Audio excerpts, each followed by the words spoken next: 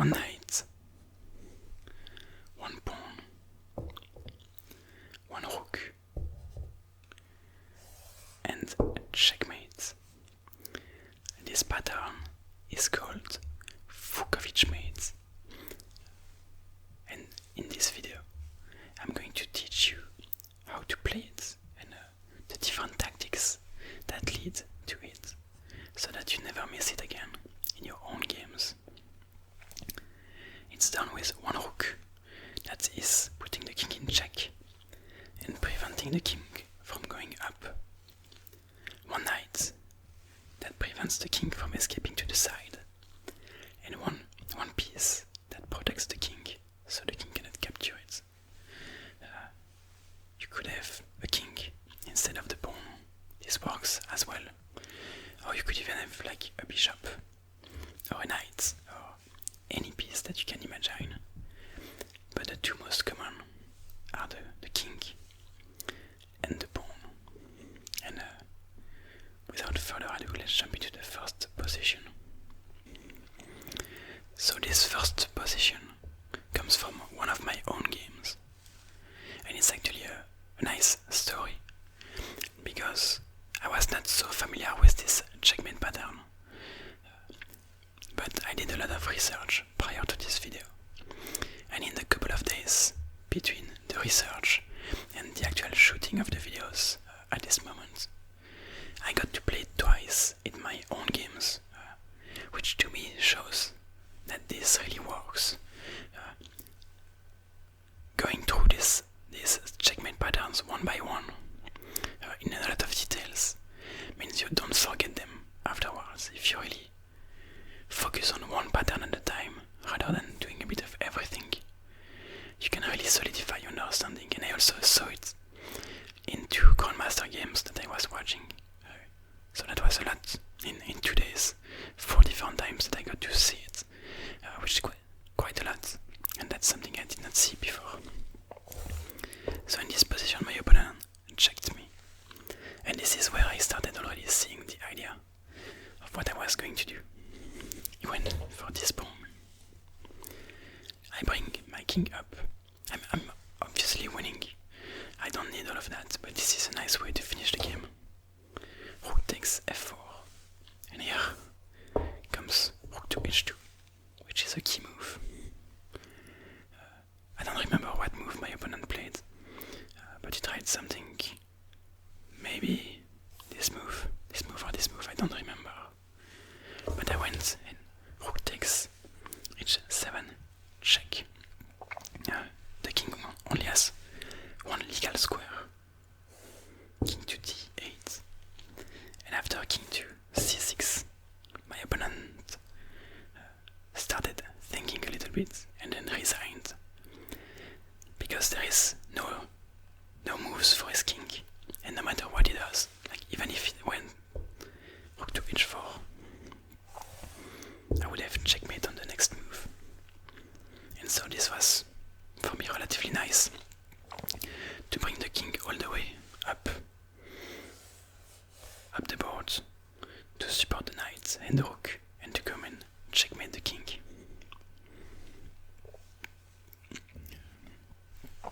And I did it a second time the next day in a bullet game, and again I saw it relatively early. This time my rook was already on the 7th rank, and I just brought my king and the knight, and I checkmated my opponent like that. And that time he let me play it.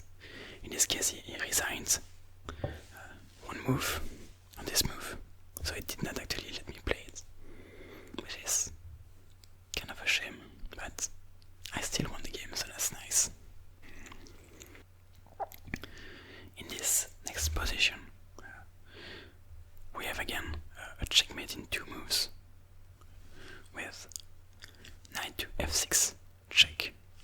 Now if the king goes to h8, it's not quite Vukovic mate. It's the Arabian mate. It's not quite the same. It's a pattern I'm probably going to do a video about at some point, but it's not the theme of this video. But after king to f8, you have rook to f7, checkmate as well.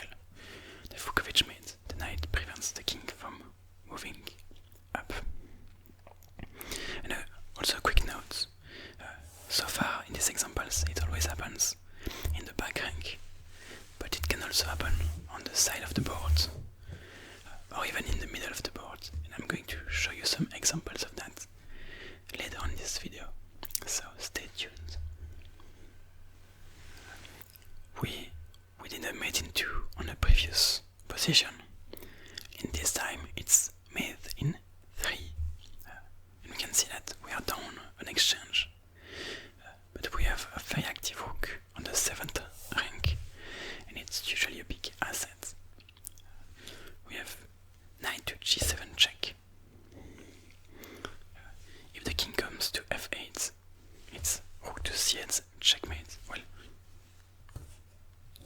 you could defend with the rook, but you will take the rook, and that's checkmate. So instead, black goes king to d8, and now we have knight to e6 check, and this is a very common move in this checkmate pattern in the Vukovic mate, is that the knight is attacking the king, but it's also defending the rook, so it's forcing the king back onto the square where it's going to be checkmated by the rook. And this is extremely common to have this knight check the king and protect the rook at the same time to get this nice checkmate. In this next position we have Alekhine with the white pieces versus Cercle de la rive gauche. I don't exactly know if he is playing simultaneous or if playing against several people at the same time. But in this position, Alekhine goes knight to f5, after which his opponent takes the pawn, and we have knight takes h6 check.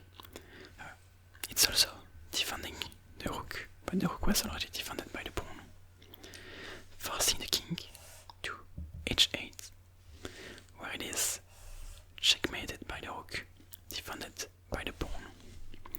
So it's the Vukovic checkmate, still on the back rank, but on the side of the board nonetheless, because there is no square next to it. So you could imagine a position like this, where one of black pieces actually hinders the king from moving, although this would still be checkmate by the knight. So don't mind what I'm actually telling you. But this is kinda cool to have it on the side of the board. At least I think so.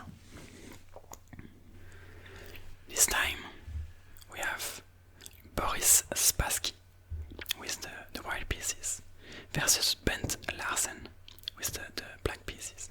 So the world champion versus one of the best players in the same time. And his position is a lot more complicated because Larsen is threatening to promote and get a queen.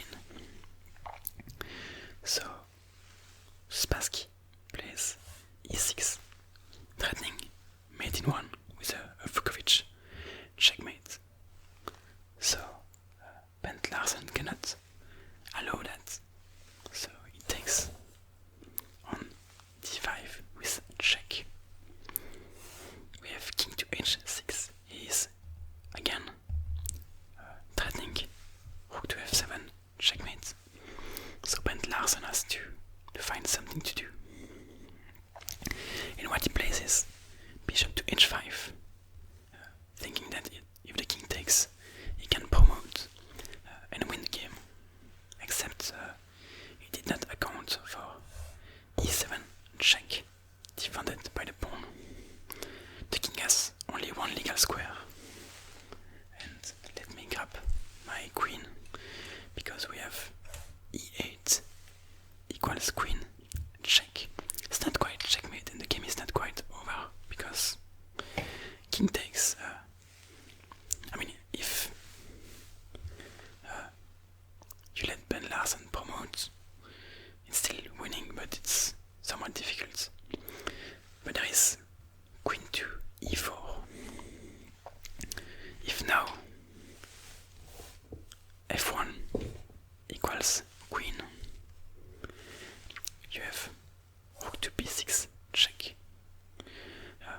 only square available. Well, you could put your rook in front of the king to defend, but that doesn't really save the game. You have king to f7,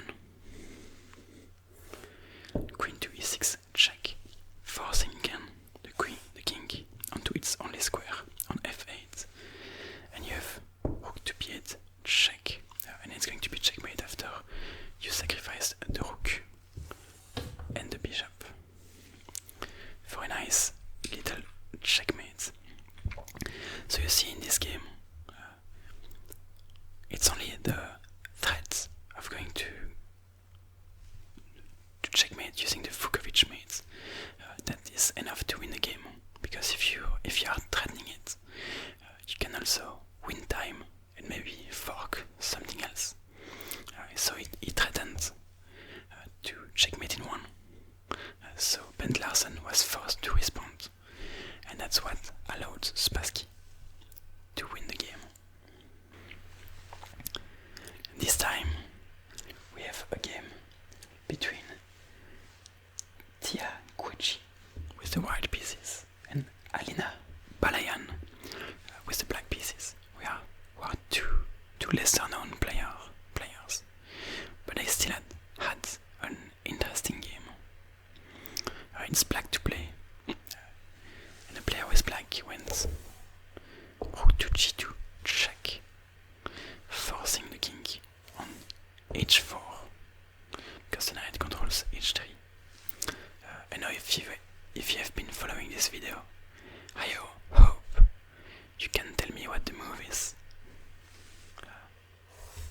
Is rook to g4 checkmate, the rook defended by the king and the knight preventing the king from escaping on the side, which is one instance of the Vukovic checkmate on the side of the board rather than on the back rank.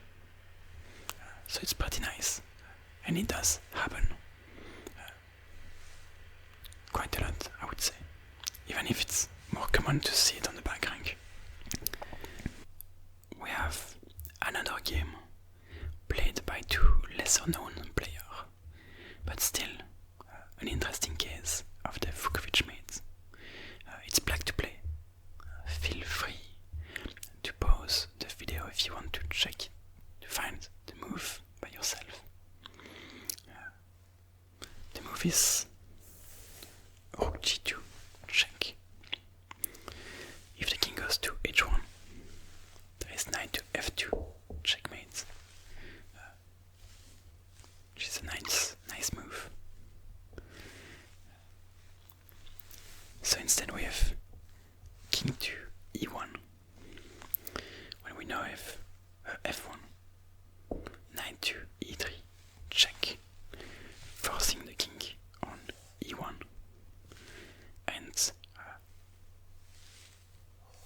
the move we are all familiar with by now, rook to e2 checkmate, using the Vukovic mate. So again, despite being one exchange down, having one knight for a rook, black is still able to win. And again, it's the activity of the rook that ends up deciding the game. This rook is on the last row pretty passive, and this rook keeps the king stuck on the last rank. And this pawn, despite being so close to promoting, is useless because black pieces are really active and made their way up the board earlier in the game. And for this last position, I have a really nice one, and once one I saw in one of the Chessbrah speedrun videos that just went live, where Hansen plays with the white pieces, and he has one extra piece, so he's actually easily winning, but still it's white to play, and